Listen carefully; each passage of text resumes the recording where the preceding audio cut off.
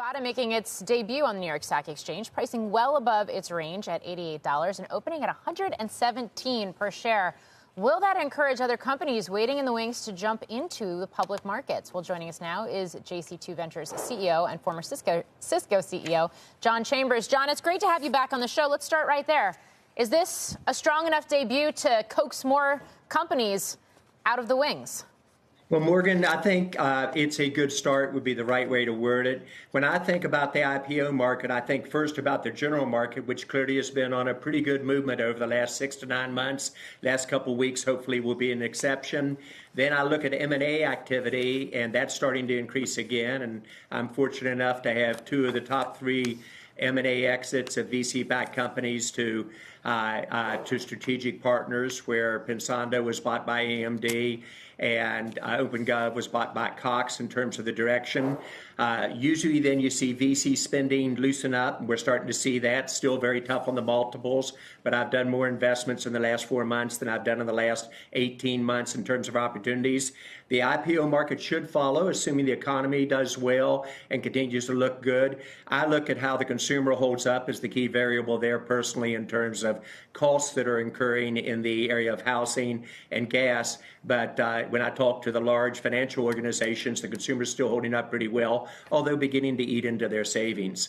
So it's playing out the way I would expect a market to turn. What you haven't talked about is the AI implications for the IPOs. I think AI will dominate not just the IPOs coming to market, but established companies. If a established company does not have a good AI strategy, I think they're in real trouble. And different than a year ago when I talked about being in AI for 7 years and made my bets 7 years ago, you were just starting to get companies into customer service, et cetera. You're now seeing large companies across the board moving very rapidly, and you're seeing AI startups to develop at a tremendous speed. So I think when you look out over the next 2 to 3 years, it will shock you with the number of AI startups that play on the market at very high multiples. Yeah. Astera Labs is a good example of that, right? Went public about a month ago. It's still trading at about double its IPO price. It has continued to offer strong returns to investors here, even as some of the other IPOs we've seen come out in the last couple of months, maybe not quite as strong after their initial pops.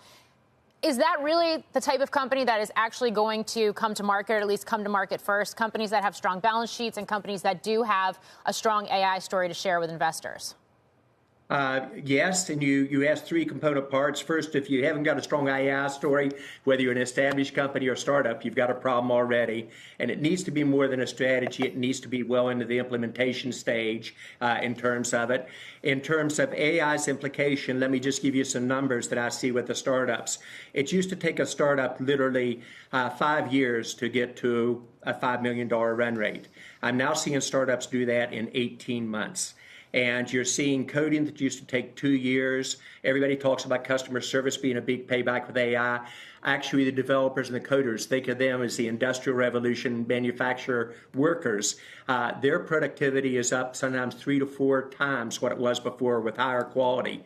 So you can develop a product in 3 months. You can bring it to market on the 4th month. You can be at a run rate that was normally what you'd see 18 to 24 months out in 4 months. That's what you're going to see in the market. And if I were your investors, that's really what I'd begin to watch is the new AI startups and their ability to deliver code, but also with profitability and free cash flow in mind, as opposed to a multiple that would be hard to justify. Well, John, let me ask you about that. First of all, you were, hey, John. Yeah, good to see you. You were mentioning your track record on exits. I know you're also in Rubrik, which is expected to IPO as soon as next week. I know you can't talk about that one, but I want to ask you about valuations and especially the impact in some of these AI startups of this just insatiable demand for accelerators. How much of the money that these software companies, enterprise software companies, are raising is going, if not directly to NVIDIA, into people who have access to those accelerator chips to generate some of these AI results that the companies need?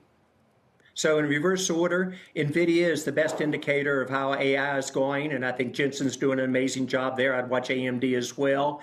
Much like Cisco was, if you want to know the health of the internet, you just watch what Cisco's revenues were doing during the internet era. In terms of the evaluations, John, I actually think it's going to be more. I think you're going to see, if I remember the numbers right, there are about 40 companies that have a current a high-tech valuation in the 20 billion to 250 billion range. I think that number will double and triple over the next 5 to 6 years. So you're going to see a lot of companies come to market with a high valuation. Will there be some spectacular train wrecks? Oh, yes. But will it tie in very much to that? And do I think in total, if you had an AI index on these companies that are moving to that market, either the new hot startups or the ones that are in the 20 billion to 250 billion dollar type potential range, will that outperform the overall market? Absolutely. You clearly saw that with high tech over the last 10 years in the S&P indexes as an example. Did that answer the question okay, John?